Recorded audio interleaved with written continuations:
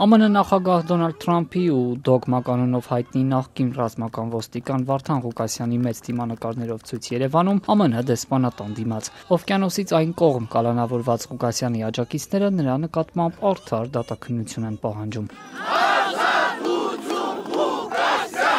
Ղուկասյանի աջակիցները պնդում են Հայաստանի իշխանությունները նրա նկատմամբ քաղաքական հետապնդում են իրականացնում ու ընդգծում, եթե ամերիկյան դատարանը որոշի նրան Հայաստան արտահանձնել, նա կարող է անգամ կյանքը կորցնել։ Ես չեմ ուզում, որ իրեն արտահանձնեն Հայաստանին, որովհետև իր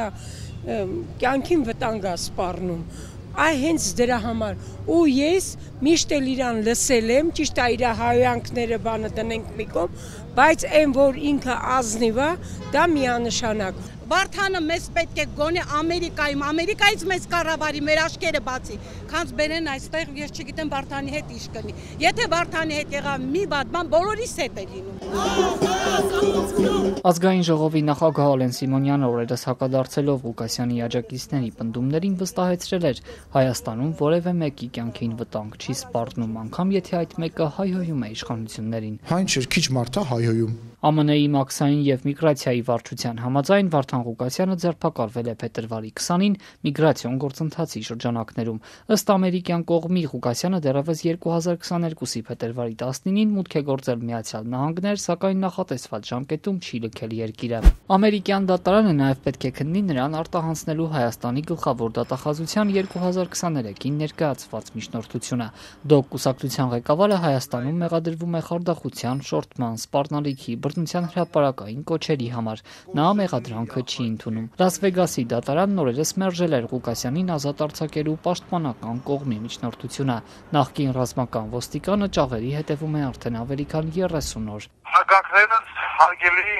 ժողովուրդ, նախ ուզում եմ շնորհակալություն հայտնել բոլորից, ովքեր որ շարունակում են ինձ աջակցել։ Վարդան Ղուկասյանն օրերս կալանավայրից դիմեց իր աջակիցներին ու իր շուրջ ստեղծված իրավիճակը համեմատեց Թուրքիայում ծավալվող իրադարձությունների հետ, որտեղ նախագահ Ռեջեփ Էրդողանի գլխավոր մրցակից Ստամբուլի քաղաքապետ Էքրեմ Իմամօղլուի ձերբակալությունից հետո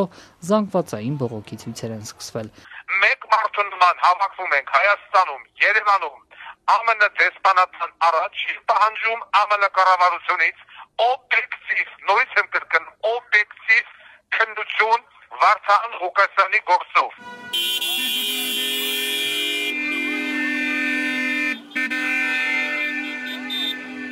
Հետևելով հորդորին նրա աջակիցները այսօր ԱՄՆ դեսպանատան հարակից տարածք էին եկել։ Մենք իր աջակիցներով Վարդանի հետ ենք ու պատրաստ ենք ամեն ինչ անենք, որ մեր կուսակցության ղեկավարը մեր կողքին լի։ Մենք հարգում ենք Ամերիկայի օրենքները ու վստահ ենք, որ Ամերիկայի արդարադատությունը օբյեկտիվորեն կմոտենա այս հարցին եւ քննություն կանցկացնի ճշտորեն ու մենք չենք կասկածում Ամերիկայի արդարադատությանը։ Մենք չենք ասում հենց այս պահին ազատ արձակել, ոչ, մենք պահանջում ենք արդար դատավարություն, մենք բոլորս եւ մենք շատ ենք, ոչ միայն այսքան հավաքվածները, ռայոններից, գյուղերից եւ բոլոր տեղերից, մենք շատ ենք, հավատացեք։ Նախկին ռազմական ոստիկանի առաջնորդած դոկ կուսակցության նախագահ Անուշ Ղուդավերդյանը պնդում է, Ղուկասյանին առաջադրված մեղադրանքը կեղծ է։ Վարդան Ղուկասյանի հայաստանյան փաստաբանի փոխանցմամբ հաջորդ նիստը կկայանա ապրիլին։